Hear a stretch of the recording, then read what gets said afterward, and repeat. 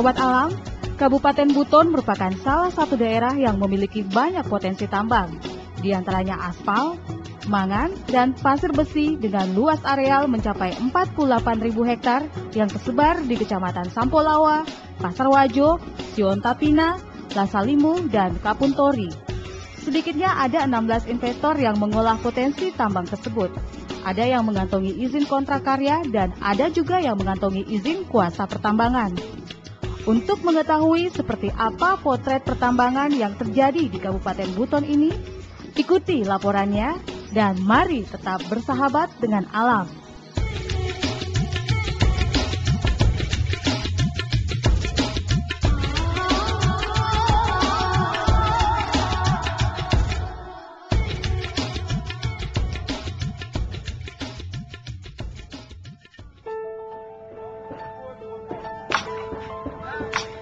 Wilayah Provinsi Sulawesi Tenggara merupakan salah satu daerah yang memiliki banyak potensi sumber daya alam yang tersebar di hampir seluruh kabupaten kota.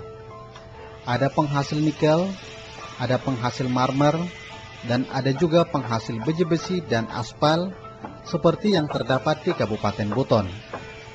Potensi tambang-tambang ini sebagian ada yang belum diolah dan sebagiannya lagi sudah terolah seperti pertambangan aspal yang kini diolah oleh PT Olah Bumi El Sipta atau OBEK. Saat kami mengunjungi lokasi pertambangan ini, tepatnya di Desa Sandang Pangan, Kecamatan Sampolawa, dari kejauhan sudah terlihat kesibukan pekerja yang sibuk memecahkan batu aspal dengan palu yang berukuran cukup besar. Pemecahan batu aspal di desa ini secara umum masih menggunakan tenaga manusia.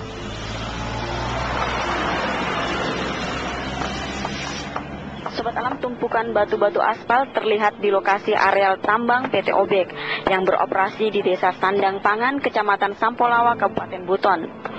Suara-suara yang samar terdengar adalah suara salah seorang buruh perusahaan yang sedang memecah batu yang mengandung aspal. Para buruh ini bekerja sekitar 10 jam sehari, dari jam 5 pagi sampai jam 6 sore. Para buruh biasanya mampu memecah batu aspal 3-5 kubik dan setiap kubiknya dihargai Rp10.000. Dengan pekerjaan yang begitu berat, terlihat para buruh mengerjakan semua ini dengan manual, tidak dilengkapi dengan perlengkapan yang memadai. Para pekerja di Desa Sandang Pangan ini terbilang cukup berani. Mereka bekerja setiap hari tanpa menggunakan perlengkapan yang cukup seperti kaos tangan, helm pengaman, dan sepatu bot. Tetapi mereka hanya mengandalkan tangan dan kaki telanjang mereka. Ramiludin, salah seorang pekerja manual, mengatakan kegiatan memecah bongkahan batu aspal sudah menjadi pekerjaan rutinnya. Setiap hari ia bisa bekerja hampir mencapai 10 jam dengan upah yang diterima sebesar Rp10.000 setiap kubik. Setiap harinya Ramiludin hanya mampu mengumpulkan 2 hingga 4 kubik per hari. Pekerjaan ini sudah ia tekuni sejak 3 tahun yang silam.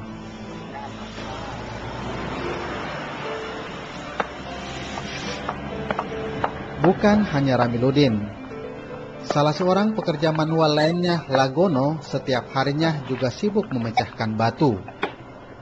Pekerjaan ini juga sudah dilakukan sejak 3 tahun yang silam, meskipun sempat terhenti karena sakit yang ia derita.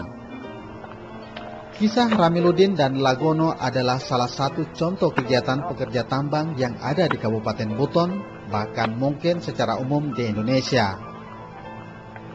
Awalnya dalam benak mereka, bekerja di perusahaan tambang akan mampu meningkatkan taraf ekonomi mereka. Namun kenyataannya justru sebaliknya, yang mereka rasakan hanyalah penderitaan. Kondisi seperti ini tidak hanya dirasakan pekerja. Warga di desa tambang pun mengakui keberadaan perusahaan tambang tidak mampu memperbaiki kondisi ekonomi masyarakat setempat. Menurut mereka, pengusaha tambang hanya datang menggali lalu pergi meninggalkan sisa-sisa hasil penggalian mereka.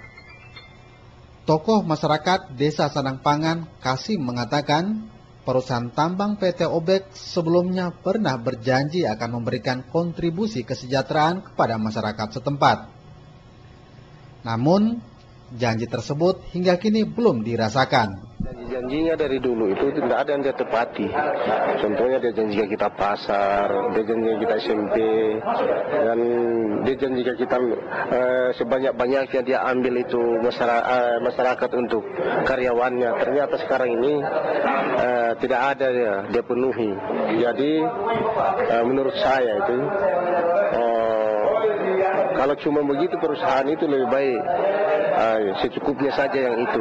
Adapun kalau perusahaan lain itu tidak masuk, kalau cuma begitu lebih baik kita bertani saja.